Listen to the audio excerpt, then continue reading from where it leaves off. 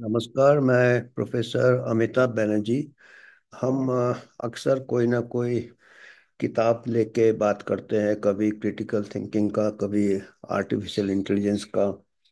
तो आज हम अपना ही किताब के बारे में बात करेंगे। ये किताब कोविड 19 पैंडेमिक अ थर्ड आई। ये किताब तो काफ़ी पुराना हो गया। अभी तो जिस हिसाब से इंफॉर्मेशन चलता है, ये मार्च 2022 को, तो आज से 3 साल से ज़्यादा हो गया इसको छपे हुए। तो ये किताब असली में कलेक्शन है कुछ कॉलम्स के।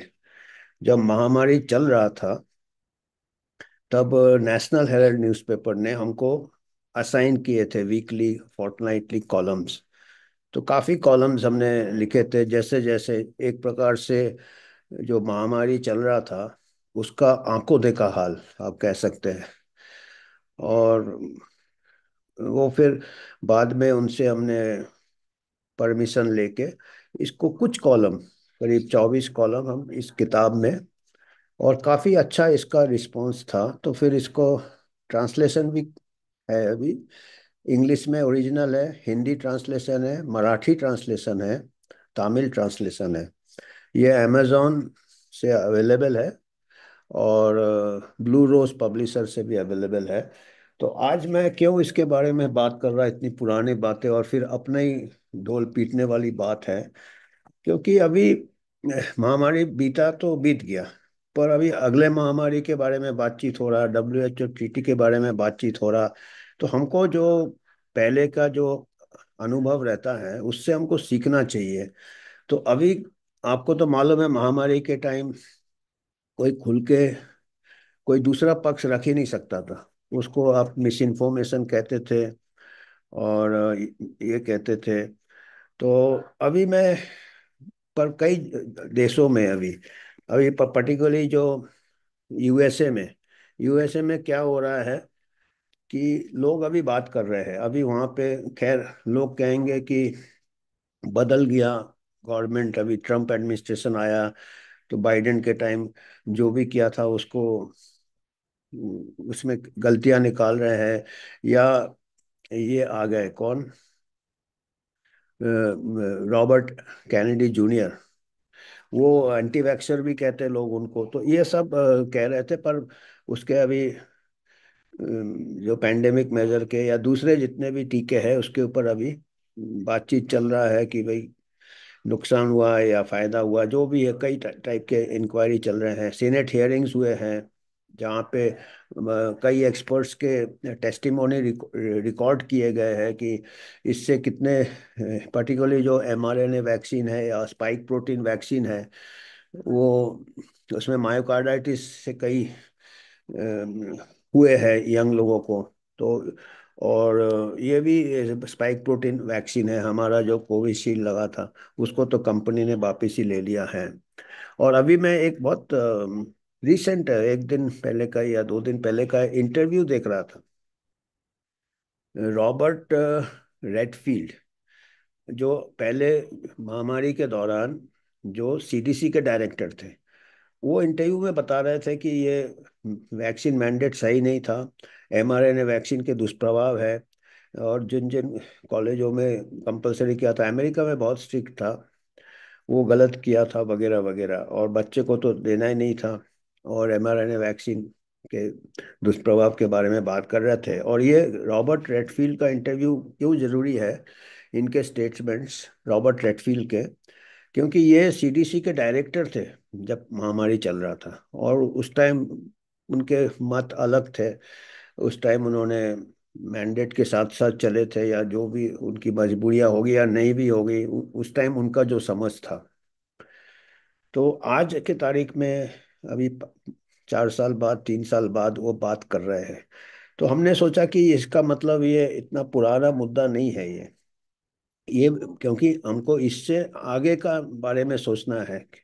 और हमको आज खुशी हुआ है कि ये हमारा जो किताब है, ये 3 साल पुराना किताब है। आज का जो इंडियन एक्सप्रेस है, पूना एडिशन और न्यू दिल्ली एडिशन, उसमें आधे पन्ने का ये आया है इसके ऊपर बुक रिव्यू।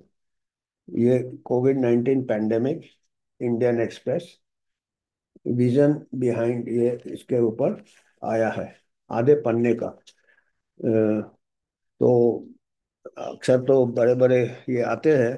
तो हालांकि ये इन्होंने, इनके जो रिव्यूअर्स इन्हीं के हैं, जो पब्लिशर है उनके रिव्यूअर्स है। तो ये मैं बता रहा हूँ जिसको कि हम कन्फ्लिक्ट ऑफ इंटरेस्ट कह सकते हैं, कि इनको भी प्रमोशन रहता है अपना पब्लिशर का, पर जो भी है। तो ये मैं इसके ऊपर, मैंने ये किताब के ऊपर मेरा दो प्लेलिस्ट भी है। पूरे चैप्टर्स जो इसमें है ये मैंने इसके यूट्यूब बनाए हैं। तो आप देख सकते हैं मेरे चैनल में। इंग्लिश में भी एक अलग प्लेलिस्ट है, कोविड 19 पैंडेमिक का, इंग्लिश में है, और कोविड 19 महामारी हिंदी में है। तो आपको जो किताब नहीं पढ़ना तो वो यूट्यूब देख सकते हैं, वो मेरे प्लेलिस्ट में है।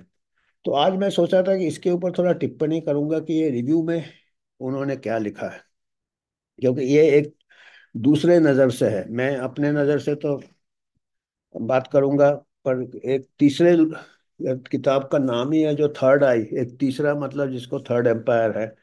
तो हालांकि मैंने बता दिया कि ये पब्लिशर के ही रिव्यू है, उनके लेखक होते हैं, उनके एक्सपर्ट्स होते हैं, उन्होंने बनाया होगा ये रिव्यू। पर मैं जो बता रहा हूँ आप सोच सकते हैं अपने बारे में भी, मैंने आप खुद भी ये कर सकते हैं, निर्णय ले सकते हैं। ये कहते हैं कि स्टार्टिंग में दिया है, world for ever Altered by Covid 19 pandemic. दुनिया कोविड 19 पैंडेमिक के बाद हमेशा के लिए एक प्रकार से बदल गया। लोगों में भय, लोगों में डर, अगला महामारी का भी डर। तो कहते हैं कि जो इस टाइप की किताबें हैं एक प्रकार से आईना बताता है समाज को। ये जो किताब है इसमें आईना में सच्चाई भी दिखाई देता है, और कई जो चीजें मान के चले थे लोग उसको चैलेंज भी कर रहा है ये किताब। और अनकंफर्टेबल रियलिटीज, कटु सत्य को भी बता रहा है। अमंग रीसेंट वर्क्स, ये कहते कोविड 19 एक ऐसा किताब है जो कि सच्चाई बता रहा है, और जो लोग मान के चले थे उसको चेतावनी दे रहा है, और कटु सत्य को भी बता रहा है। Covid 19 third eye by Amitabh Banerjee, bold, incisive and deeply analytical narrative. Bold मतलब साहसपूर्ण, इंसाइसिव और एनालिटिकल, पूरा एनालिसिस किया हुआ है। क्योंकि हमने जो भी किताब में हमने दिए हैं, जो भी हमने छोटे छोटे कॉलम्स लिखे थे, उसमें हमने सब तथ्यों के उस पे लिए, बुनियाद पे लिखे थे, एविडेंस के ऊपर, सबूत के ऊपर लिखे थे। तो हमको उसको कंपाइल खाली हमने तो लिखे थे, हमको पूरा टीम हमारा था। मैं उस टाइम विभाग का ये था, मुख्य था, हेड ऑफ डिपार्टमेंट था।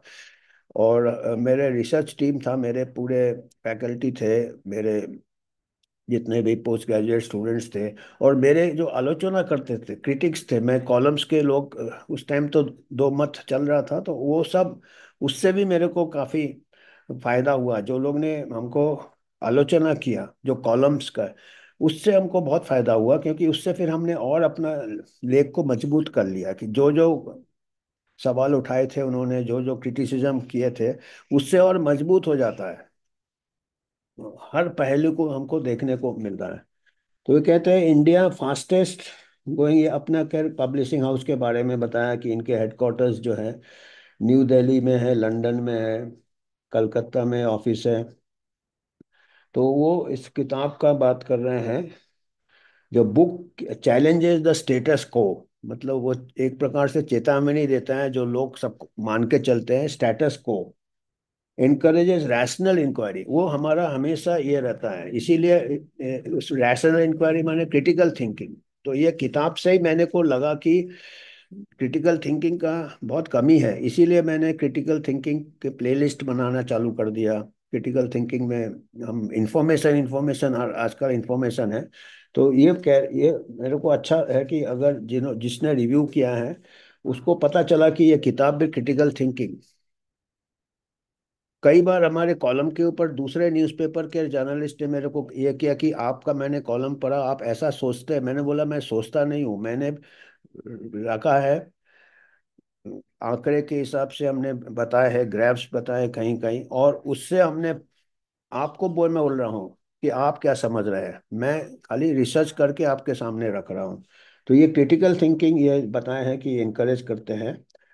Truth often lines beyond headlines, headlines and hysteria. जो सच्चाई है वो हेडलाइन के पीछे और हिस्टीरिया, मास पैनिक हिस्टीरिया के पीछे छुपा रहता है सच्चाई। हेडलाइन कुछ बोलता है, हिस्टीरिया में कुछ होता है, पर ये किताब जो है वो उसके पीछे जा रहा है। स्कॉलर लिखे हैं, हमको स्कॉलर बोला है। थोड़ा भी आजकल पढ़ लेता है वो स्कॉलर हो जाता है। आजकल लोग इतना कम पढ़ते हैं स्कॉलर। सोल्जर बोला है क्योंकि मैं आर्म फोर्सेस में रहा, और मैं आर्म फोर्सेस में महामारी विशेषज्ञ रहा, मैं मोबाइल एपिडेमिक टीम का लीडर रहा। कई जगह मैंने आउटब्रेक फर्स्ट हैंड इन्वेस्टिगेट किए थे, छोटे छोटे जो महामारियां होती थी।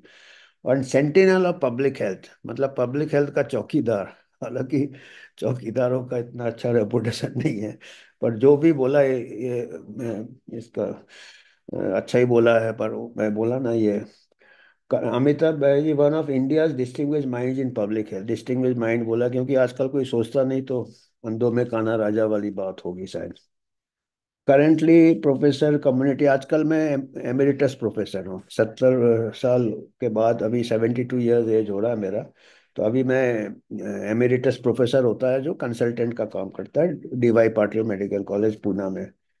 और डिकेड्स ऑफ सर्विस है, इलस्ट्रियस आर्म फोर्सेस करियर के बारे में थोड़ा बताया वगैरह वगैरह। मोबाइल, जैसे कि मैंने कहा, मोबाइल एपिडेमिक टीम का मैं था, और तरह तरह मैंने महामारियाँ का इन्वेस्टिगेशन किया है। ये सब दिया है, बैकग्राउंड दिया है थोड़ा, क्योंकि आजकल हर कोई खड़ा हो जाता है तो थोड़ा बैकग्राउंड देना जरूरी है।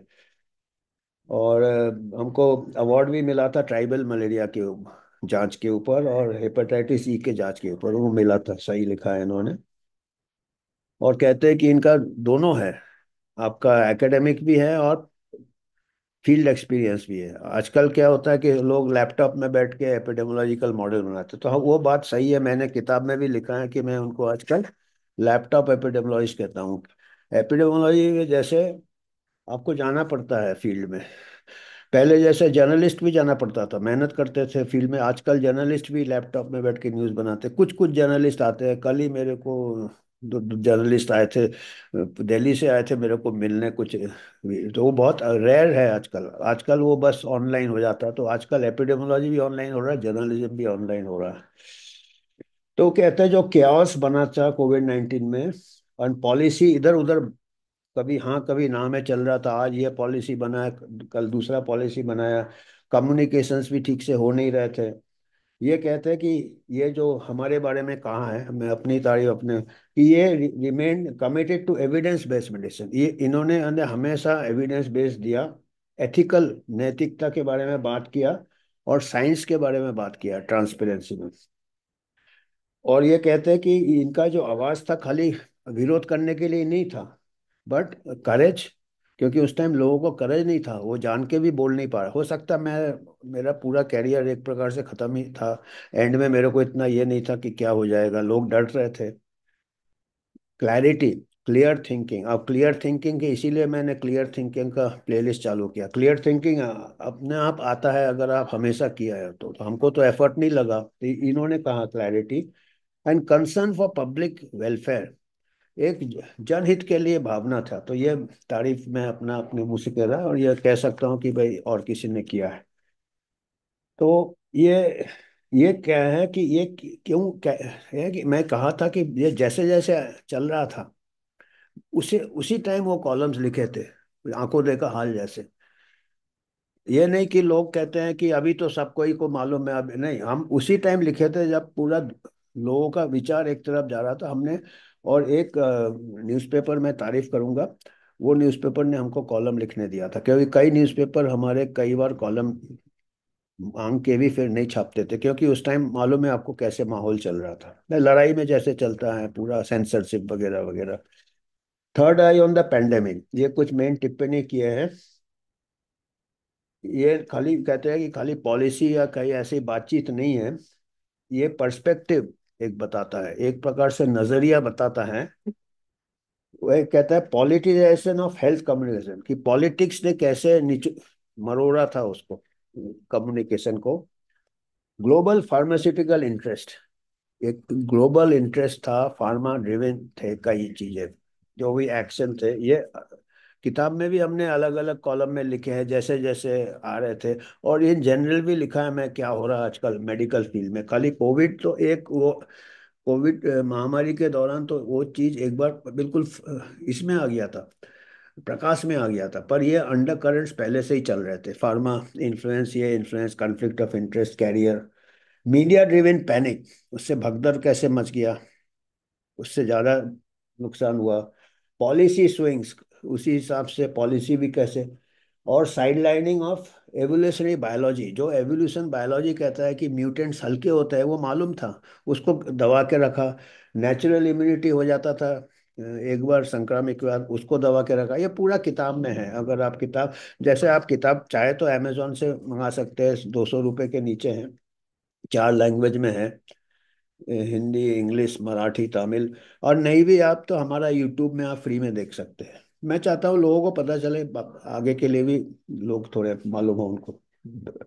Lack of transparence data and context specific strategy, transparent data उस टाइम कोई नहीं दे रहे थे।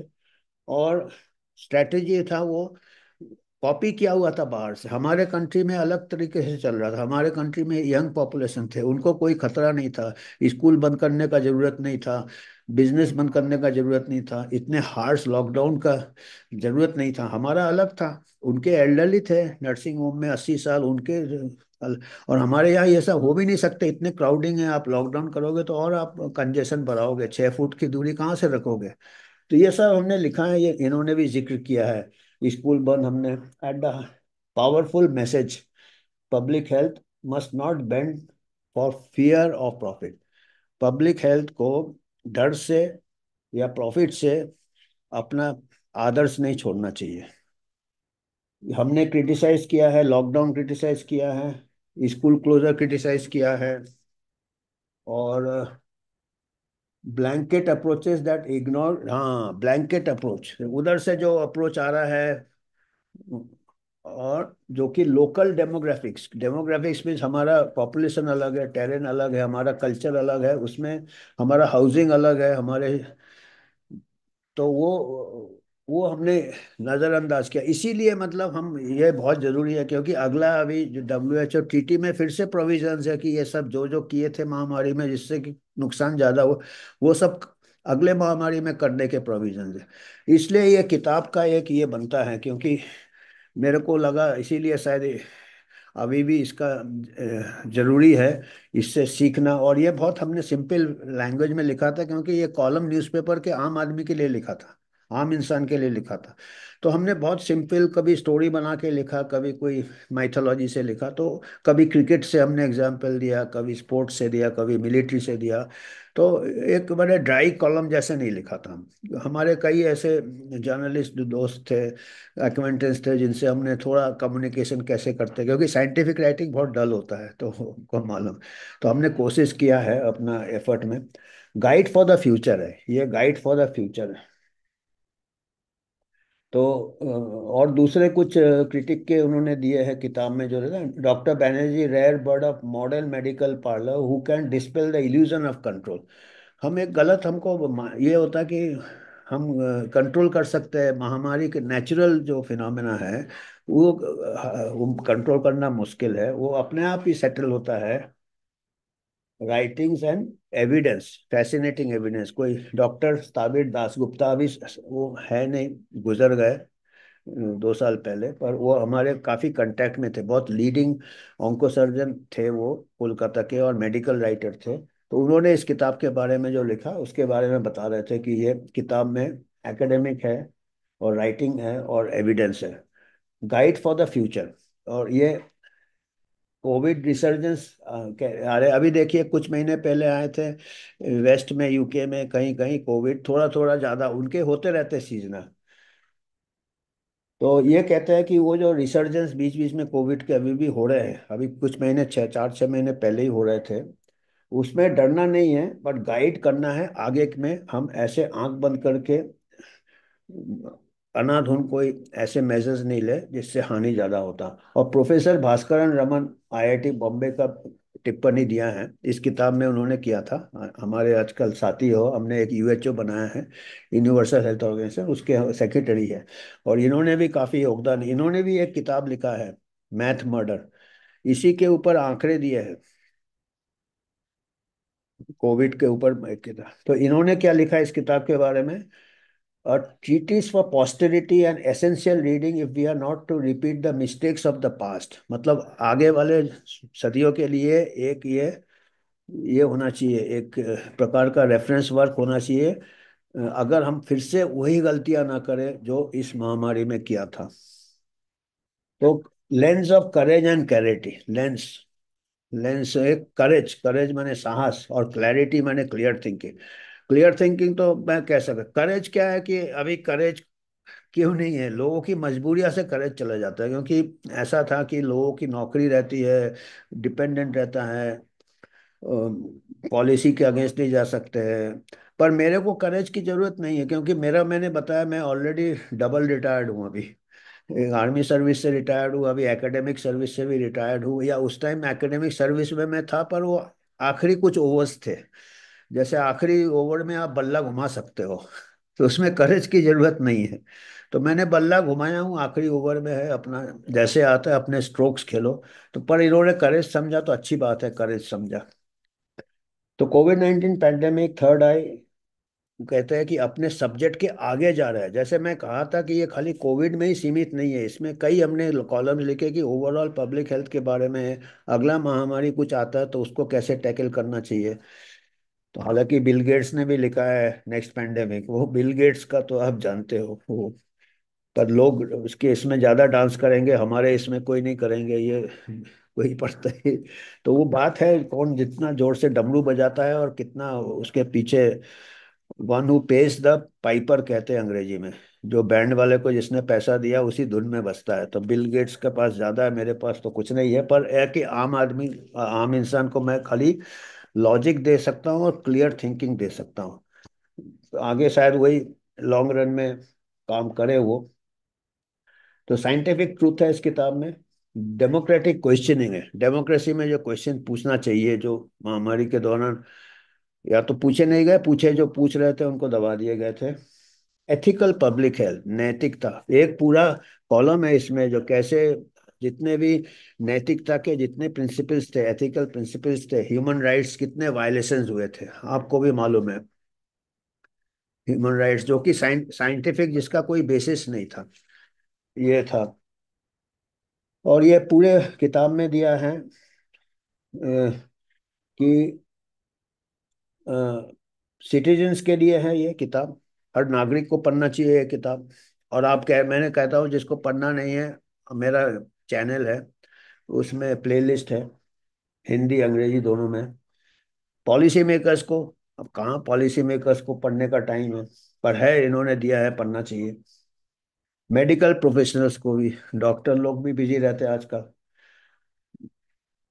Clarity in an era of noise, ये किताब एक सफाई देता है, बिल्कुल साफ थिंकिंग देता है, जबकि चारों तरफ हल्ला हो रहा है, बैंड बज रहा है, लोग तरह तरह के नॉइस हो रहे हैं, उसमें एक क्लियर वॉइस ये किताब देगा आपको। Through this pages doctor Banerjee gives us what society needs, society को क्या चाहिए, एक तीसरी आंख चाहिए, थर्ड आई, किताब का नाम ही थर्ड आई है। एक संजय धबाड़े थे हमारे कलीग, है अभी डीवाई पाटिल में, उन्होंने बोला था थर्ड आई रखिए इसका नाम, तीसरी आंख या थर्ड एम्पायर, जो कि किसी प्रकार का कन्फ्लिक्ट ऑफ इंटरेस्ट कुछ नहीं हो, कोई न्यूट्रल हो, बिल्कुल न्यूट्रल, थर्ड आई या थर्ड एम्पायर कह लो, अभी हमको थर्ड आई चाहिए, निष्पक्ष बिल्कुल। To see beyond panic, panic नहीं होना चाहिए, डर नहीं होना चाहिए। मैंने एक जगह बताया भी था एक प्रेजेंटेशन में कि पैनिक में हम क्रिकेट में ऐसे नीचे झुक जाते हैं, बाउंसर में हमारे सिर में बॉल लगता है, हमको बॉल देखना है। तो ऐसे महामारी के दौरान भी हमने बॉल से आंख हटा दिया, अरे बाप रे, लीथल वायलेंस, लीथल वायलेंस, फिर मीडिया बता रहा। तो हमको पैनिक से नहीं ये करना चाहिए, पब्लिक हेल्थ में पॉलिटिक्स नहीं करना चाहिए। पॉलिटिक्स तो हर जगह आ जाता है, तो पर हमको आम इंसान को पॉलिटिक्स के इसमें एंड उसी के बाद फिर सच्चाई मिलेगा। अगर आप पैनिक को अलग करो, बॉल को देखो, पैनिक को अलग करो, पॉलिटिक्स को अलग करो, फिर सच्चाई मिलेगा। जो ये किताब पतला ही है, ज्यादा नहीं, कोशिश करता है। और पॉलिसी मेकर्स, जो लोग पॉलिसी बनाते हैं, हेल्थ केयर प्रोफेशनल जो हेल्थ केयर में है, स्कॉलर्स जो है, और जो जागरूक नागरिक जो है, ये बुक बहुत जरूरी है। कहते हैं indispensable companion understanding the past, अतीत को समझने के लिए और भविष्य के बारे में तैयारी करने के लिए। अगला महामारी हम सुनते हैं, हमने इसमें पूरा दिया है कि अगला महामारी का कैसे तैयारी करना चाहिए, ये महामारी में क्या गलती करना चाहिए, सब दिया हुआ है। तो ये आज मैं सोचा कि अपने बारे में ही थोड़ा बात कर लेता हूँ कि मेरा अभी कोई ऐसा इंटरेस्ट नहीं है कि मेरा बहुत किताब बिके, मेरे को अभी कोई रिक्वायरमेंट नहीं है ना। मैं चाहता हूँ, पर ये जो सही से अंदर से मेरे को ये है कि काफी नुकसान होता है लोगों को। नुकसान नहीं होना चाहिए लोगों को। बच्चों का स्कूलिंग ये हो गया, बेरोजगारी बढ़ गई, उसके लिए मेरे को फिक्र है। मेरे को अपने लिए अभी ना, मेरे को अभी कोई फेम चाहिए ना कोई नाम चाहिए ना ये, पर ये है कि आवाज जब तक हम क्लियर आवाज में बोल सकते हैं, तो हम चाहते हैं कि और जो हमारे यंग जो लोग हैं वो भी इससे सीखे और आगे बढ़े। तो धन्यवाद, आज के लिए इतना ही।